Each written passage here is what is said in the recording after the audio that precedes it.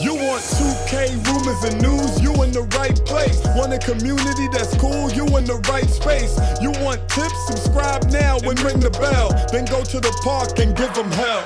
The Boot Squad is an organization with all winners.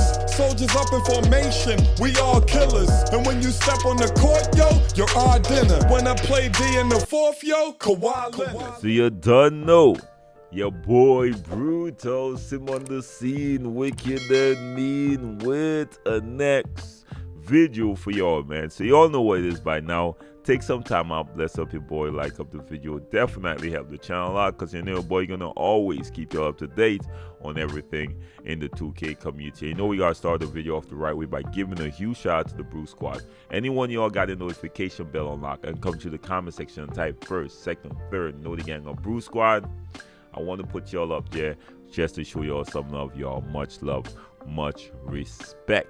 Now, we actually got some information for y'all, man, directly from a 2K dev. He actually clarified some stuff, and I got to give a big shout out to the SAR.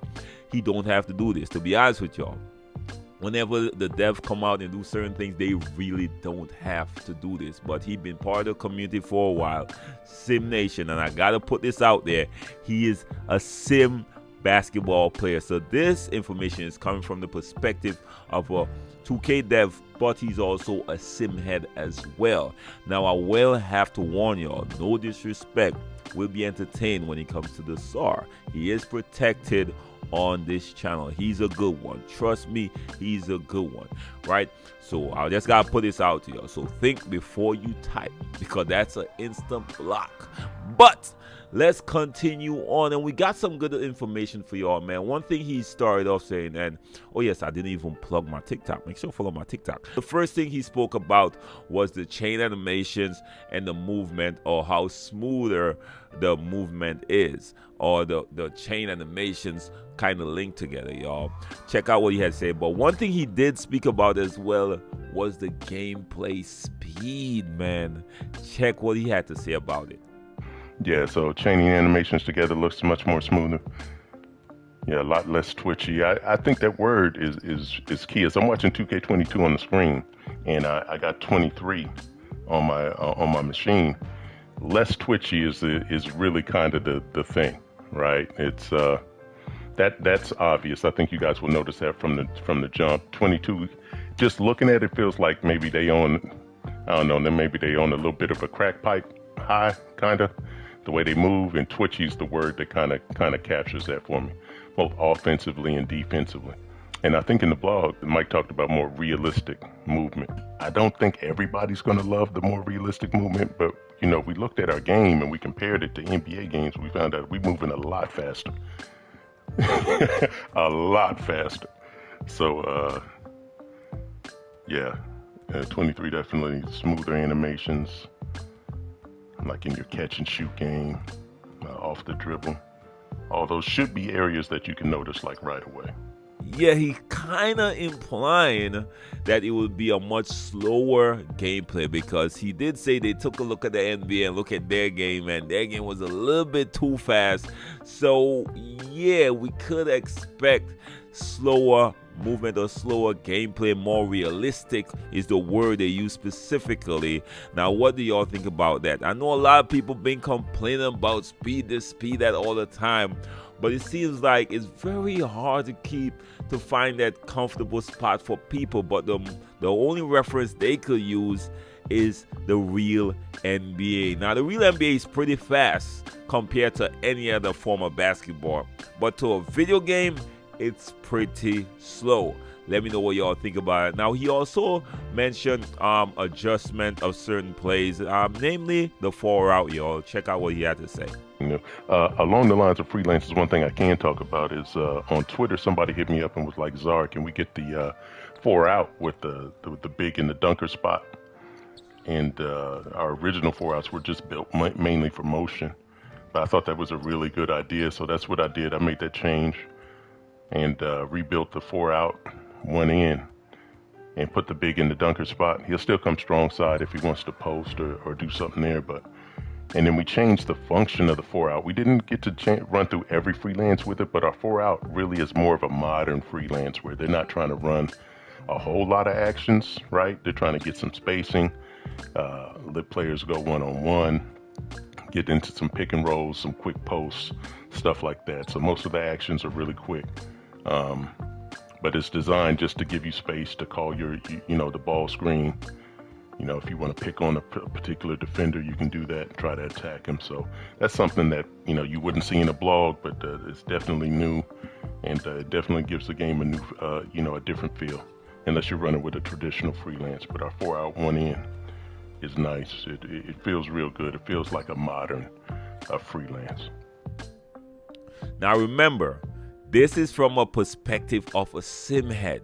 So plays are very important. I know when y'all in the park, y'all didn't care about plays. Y'all just space the floor, ISO, cheese, if someone help, pass. I know what it is. I know. So I like the sim aspect of the game as well. So this is a very important thing right here for the sim heads. Now, the next thing he spoke about is why they implemented or why they decided to go with shading defensively, y'all. Check this out. For yourself, because everybody got a different thought on, what's appropriate, what's enough, what's too much. I gave up years ago trying to tell people before the game come out, how something feels. You got to determine that for yourself. But one of the reasons why we wanted to go with shading defensively this year is to make sure, or to try to make sure, that the body ups made a lot more sense, right? So it didn't feel as random. You're trying to go somewhere where a defender's there, you need to expect a loss. Now, our system is super complex. Like, I got to work on body ups with my man Jerson this year. And so I got to learn a lot about that system. And the calculations that it makes is impressive, man. But it's all about how it's tuned. And so the shading is there, and hopefully we get it right out the box. I think so. But yeah, people shouldn't be driving into the defenders. The one thing about the shade too is that you have to be like within 3 feet to have that shade bar show up. If you're gapping somebody so far off, then it doesn't really matter where you're at until you come into that range. It's supposed to help the body ups feel more. To make them make more sense, right? But I have to tell you, it's not as easy to stay in a particular shade zone as you might think, with the dribbler moving left, right, you know what I mean? Changing speed and direction. You're gonna have to work hard defensively to kind of stay where you want to stay. Now, this is big for me. I'm someone who always preach positioning. Now, this is gonna be a more rewarding system in place for people who plays the right way defensively and jumps to certain position. Even in the Corsair report, they highlighted that if someone run into you, it's going to cause a lot of fumbles of people to pick up the ball and stuff like that. That is what we want. And one thing that it really highlighted is going to kind of eliminate the random animations, man. So I hope this is implemented the right way, especially in online play. Now, he also pleaded with the 2K community to give the game a chance. Y'all hear this out. I hope people give the game a chance as it ships. You know what I mean? Like, just play it for a month at least. Before you get on your burn torches like, we want to change. Just play it first. He knows us.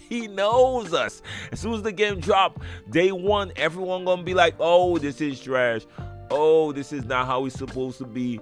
Oh, change the game. At least, and this is I'm pleading to at least the Bruce squad. At least, man, take some time to learn the game first before you could put out your position on if the game is trash or not. At least take some time to learn the game. Every year, I take the same approach to 2K. Wipe the slate clean. I'm learning what's new in the game. I suggest you do the same. If you want to be the best at 2K, you got to take that approach. You can't go with previous year cheese and expect it to work. They're going to address a lot of stuff.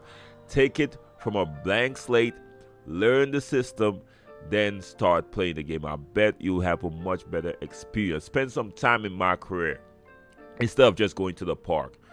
Spend some time, learn the mechanics, learn the movement, learn the spacing, learn what the game will allow you to do from what it won't allow you to do. before you go out there and just trying to cheese. It's gonna be a much better experience, but that's just me. Let me know what y'all think. Give the game a chance. Now, next thing, someone actually asking, why did they invest so much time in rim pulling, man? What's the purpose, or what purpose does that serve? Remember that rim pull thing that Mike Wayne mentioned in the Corsair report, man? Here's what he had to say. Ollie's saying, rim hangs being the focus of the dev team for years. What purpose does that serve? Sometimes you want to push the genre forward. And when they say stuff like that, right, what they're saying is that not that somebody worked on that 48 hours for, every day for all those years. Some things you got to build a foundation. Then you got to build something on top of that. And then you got to build something on top of that to get a good feature. Real great features take 3 years, whether you know it or not, whether they tell you that or not. Great features take 3 years. That's just the way it is. So you got to build it. You got to refine it. You got to add some stuff to it. You got to get user feedback on it, right? And then you got to add all that together. You got to fix your bugs. It takes about 3 years.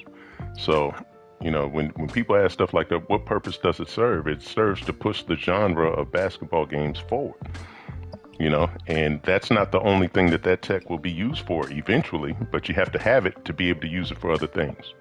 So it's a good investment.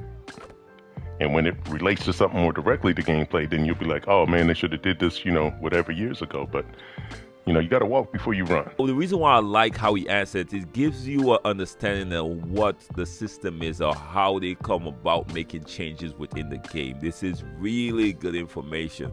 So when we ask for things like, yo, y'all better do this, man, we need that to be done, it takes a while to implement these things. Now, I would have never thought that, and you know me, I always preference my stuff by saying I do not know how programming works or how long it takes to do these things whenever I ask for certain stuff, because I would never know this. All right. Now, the next thing he spoke about, and it was the adrenaline bar. And he actually said something very interesting, y'all. Check this out. I know the bars themselves work really well independently.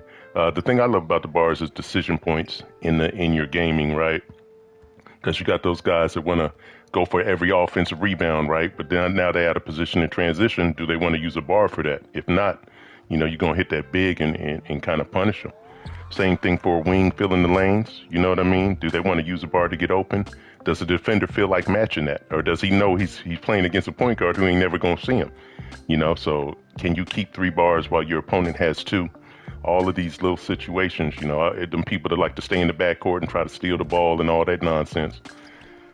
Hopefully it will also encourage people to push the ball up the floor via the pass instead of the dribble all the time. So it's some interesting things, man. It'd be interesting how the community shakes out with that. But like I said, I just hope they give it a chance for complaining that they can't left, right 35 times. And he went further and kind of put a little emphasis on it's not just for offense only, y'all. Check this out. Yeah, the adrenaline's not just for dribbling. If they're using turbo, when you hit that turbo button, you're using adrenaline. So whether that's to sprint to a position, whether that's to explode out of a dribble move, whether that's to stay in front of the ball handler.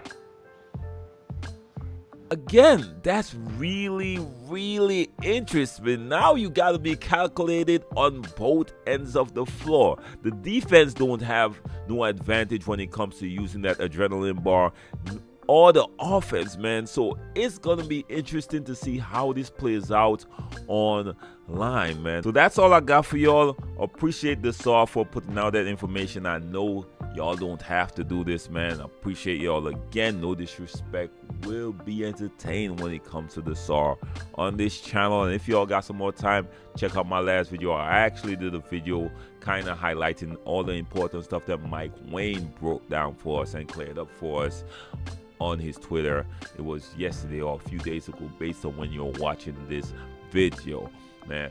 So anyways, y'all, have a blessed one. Till next time, be safe out there, y'all. Peace.